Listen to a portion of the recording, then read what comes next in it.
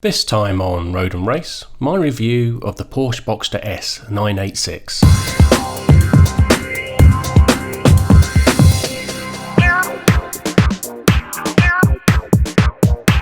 This is the Porsche Boxster S986. From new, it had 252 brake horsepower, 305 Nm of torque, and an 0 to 60 time of 5.9 seconds.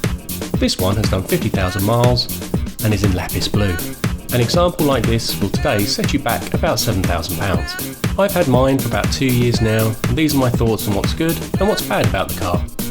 Is the Boxster the best second-hand sports car you can buy in this price range? So I suppose the first question you're asking is, what's it like to drive? Let's start off with the engine. 252 brake horsepower, it's enough. It's all you need around town. It's even enough for track days. The chassis is direct, it gives you confidence. When you get the engine above 4,000 RPM, it sounds glorious. It sounds like it's absolutely screaming at you.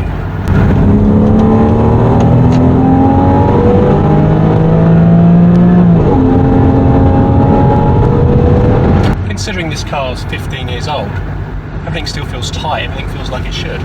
The standard exhaust is a bit muted though. I'd have liked something a bit more exciting.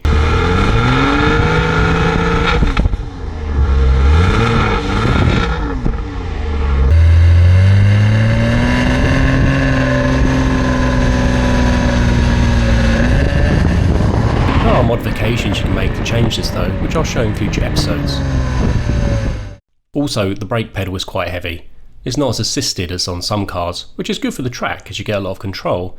It's just a little bit more tiring when driving day to day. One of the great things about this car is straight out of the box you can track it. You'll have to change the brake pads, but that's the same for all cars. This is the S version of the Boxster, so you get a slightly stiffer suspension and you get the same brake package from the 996 Carrera. Considering this car has about 184 brake horsepower per tonne, that's enough for any track day. You won't get swallowed up in traffic and you'll be able to hold your own. The car is buckets of fun on the track, with plenty of grip and a chassis that gives great feedback. This is the automatic or Tiptronic version of the car, and that means that it's fine when you're poodling around town. But if you do find yourself on a B road or a track, you can just flip the car into manual mode and you can enjoy all the control you need from the buttons on the steering wheel. Obviously, by today's standards, the gear selection up and down isn't as fast as modern cars, but it's enough, it's sufficient. It doesn't need to be any better. I've never had any problem on the track. The only problems I do have is that the indicator light is tiny, so sometimes you never know what gear you're in. The reason I bought the automatic was because I do a lot of town driving. I wanted to avoid all that clutch work. But when I'm on the track, I do sometimes wish I wonder what the manual would have been like. Comfort-wise, I find the car to be fine. I mean, it is a stiff suspension. Passengers suffer more than I do. I have had complaints about bad backs after long journeys. And it's not a car you want to do a very, very long journey in without a brake at least. Like any soft-top convertible, there will be road noise when driving on the motorway. But it's nothing too obnoxious, and it's the same for any car in its class. You can reduce this by changing your tyres. I swapped from Pirellis to Michelin's, and it made a lot of difference. So, on to looks. People say Porsches all look the same. What's wrong with that? They all look great, why change it? Plus, when you buy a Boxster, no normal person knows you're not driving the more expensive 911.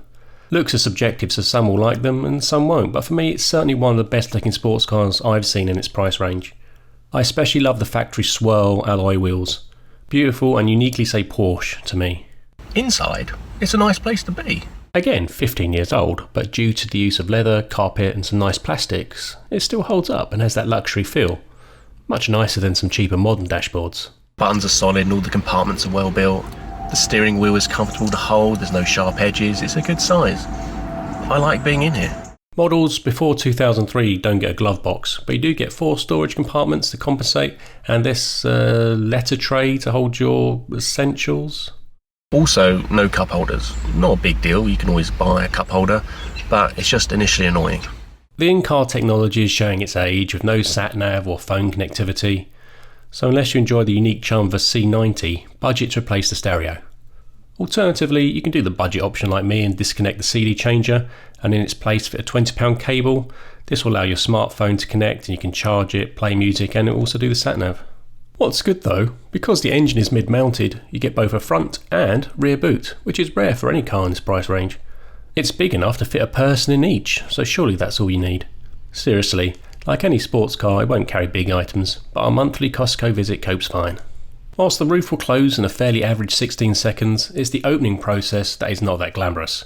Due to the plastic rear window, you need to stop halfway, get out, and do what is known by the owners as the chop to make sure it doesn't get damaged.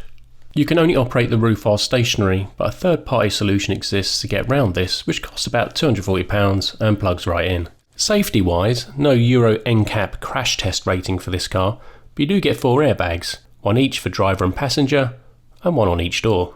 Finally, you do get an automatically rising rear spoiler when you go above 70 miles an hour.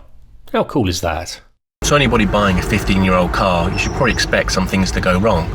Anybody who's watched my channel will know that I've done quite a lot of work on the car. But I'd like to think that most of it is just either servicing or preventative maintenance. There has only been 2 things that have gone wrong with the car. The first were the bolts that hold the exhaust together rusted away, so a noisy leak occurred. The second was cracked ignition coils, and their seals were leaking oil. To fix these issues cost £30 and £230 each, but I did the work myself. I expect to add about £300 in garage fees if you get someone else to do it. In Series 2, episodes 9, 11 and 17 detailed the repairs. Bear in mind, the car only had 40,000 miles on it when I bought it, so this is probably a factor. As a comparison, I've put together a list of convertible sports cars around the £8,000 mark. I've also specified mileage under 50,000 miles to try and make sure all the cars will be in a similar condition mechanically. Obviously, this isn't a list of every car available, but I've taken the most obvious ones for this example. Power to weight wise, it's all pretty close, with the Z4 being 15 horsepower down on average.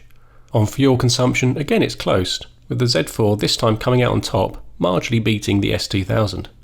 The 350Z is about 4 miles per gallon worse than the average, mainly due to it being a heavier car. Price wise, again it's pretty close, but the Boxster S is the best value here. When you look at the competition in the price range, the Boxster is the most practical, drives well, has a great interior, and is the cheapest. And at the end of the day, when you're down the pub talking to your friends and they ask you what you drive, would you prefer to say a Nissan or a BMW, or would you prefer to say a Porsche? Next time on Road and Race, if you've made your mind up to buy a Boxster, what do you do? My next episode will be a buyer's guide and cover the common Boxster faults and what to look for when buying one. Also, I'll do a detailed look into the fabled Achilles heel of the Boxster engine, the dreaded IMS bearing failure. Yes, before I get comments, I know the tray is for the handbook and owner's manual, but they're less tasty. If you found this video useful, please subscribe and hit the like button as it really helps us make more shows. Click the suggested box at the top of the screen now to watch the next video in this series. Please feel free to get in touch by leaving a comment on this video, and you can keep up to date with us via our website, Facebook, Twitter or Instagram. Thanks for watching.